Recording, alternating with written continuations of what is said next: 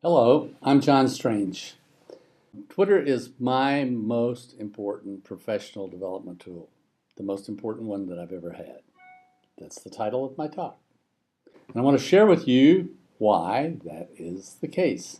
It all started with a fellow by the name of William Chamberlain, Bill Chamberlain, fifth grade teacher, Noel, MSERA.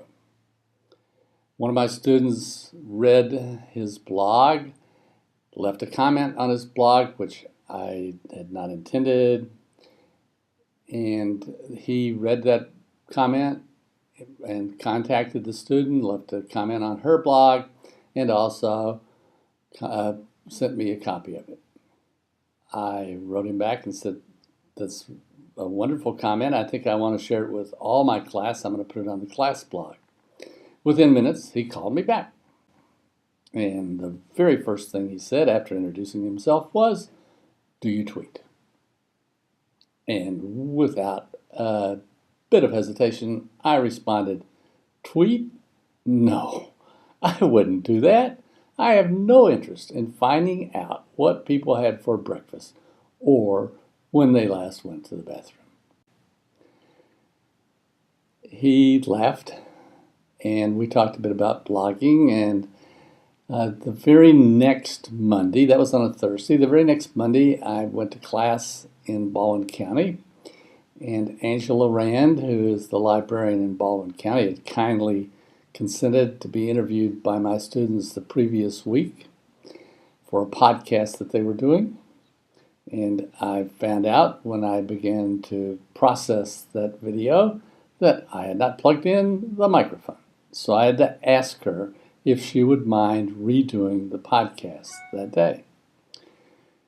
And she said, "No, I may not say the same thing." And I said, "That's all right. None of us say the same thing. It'll be an interesting podcast, I'm sure." And lo and behold, the very first words out of her mouth for that podcast were, "I challenge you aspiring students to, when you become teachers, to assign a book report to be done on Twitter in 140 characters or less." On Twitter. Since I'd ruined one podcast, I didn't want to interrupt her a second time, but I began thinking to myself, wow, Bill Chamberlain asked me if I tweet. I declared absolutely not. And then Angela Rand is encouraging my students to be tweeters, and not only that, but to assign book reports using Twitter. What's up with Twitter? So what I decided to do was that we needed to find out. And we did. Now, so what did I find out as a result of using Twitter in this month? Well, I found an awful lot out about blogging, a mainstay in EDM 310 now. I found out how important commenting on blogs is, also an important part of EDM 310. I found out about C4Ks, comments for kids, where you leave comments on kids, you're an audience for them, and it's a powerful sort of a tool for teachers to have where people are actually a real audience for their students. And from the United States, when you're visiting kids from out of the country, comments for teachers, you get to read blogs of blogging teachers, and you get to interact with them in a conversation of sorts. I got a lot of specific blog assignments by watching the suggestions for reading and for web links that come through Twitter. I also got specific project requirements. We have 14 projects that students have to do in EDM 310. Some of them are on the surface immediately from Twitter, like blogging and commenting on blogs and using Twitter itself and doing the projects that I've found through Twitter. But others are solutions, are projects that Twitter can be a solution to, such as interviewing people. I've found a lot of people to interview. I don't think I asked a single person whom I found on Twitter to be an interviewee that turned me down, not a one. And these have been very important part of the learning process in EDM 310. And also Twitter has served as an important tool for my students in creating their PLN, another project which they have to do. Personal Learning Network is what PLN stands for. I also, in addition to those things, met a lot of friends. In fact, Bill Chamberlain came to visit us. I tried to find a picture that I'd taken when he was here because he really loved going on the USS Alabama, but I couldn't find that. So here's just a picture of him.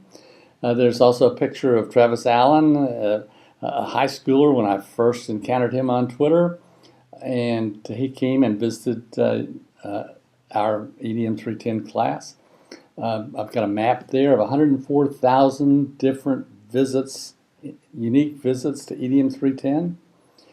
And that's really wonderful that that's happened. And the last picture on there is a picture just taken last Friday with Mrs. Yolas, who teaches just outside of Los Angeles and who has been sort of a role model for me in the way that blogging should be done and how it should be conducted.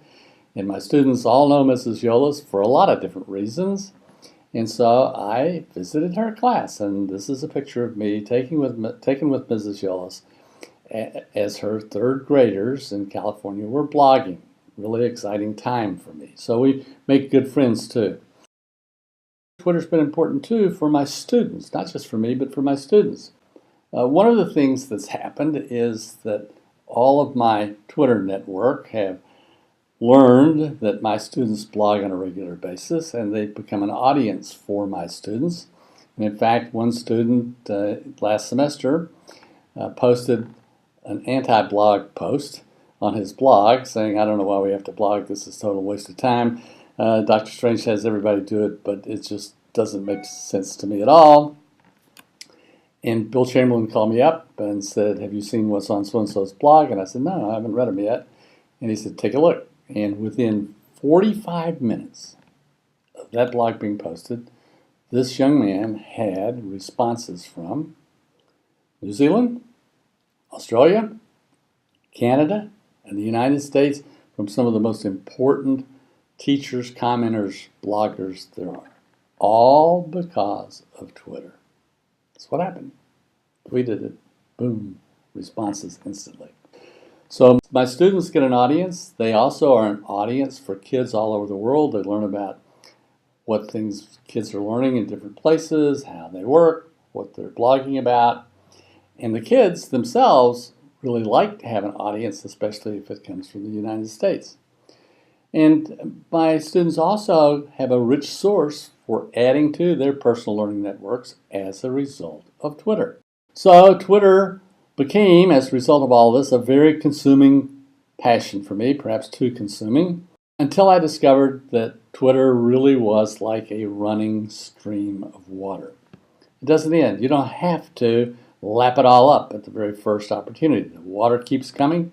It never runs out. So my recommendation to you is, among other things, that you get a ladle, that you take only what you need, you don't worry about it running out, and you come back as often as necessary.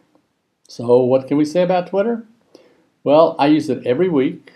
I use it to find C4Ks, comments for kids opportunities, C4Ts, comments for teacher opportunities for my students, for projects, for material that they should read. I encourage my students to use it as a learning tool, and I encourage you to use it as well. But don't forget that you should not respond the way I did. Reject it out of hand without trying it. Got to try Twitter. It'll take you about a month to really get used to it. Don't worry about contributing. Worry about whom you follow. That's one of the most important things so that you can see the richness of the water that flows by you. And remember the motto for EDM 310. I don't know. Let's find out. Let's is plural. Be a part of that. I'll be a part of that too. So you can, but you can contact me. My contact points are listed here at Dr. John Hadley, which is my Twitter address, my email address, jstrange@mac.com, and the class blog. Take a look at that, and there are contact points there for my students and myself. And so I'm really thank you for putting up with me, even though I am not in your presence, except by video. Thanks a lot, and I look forward to hearing from you and learning with you on Twitter.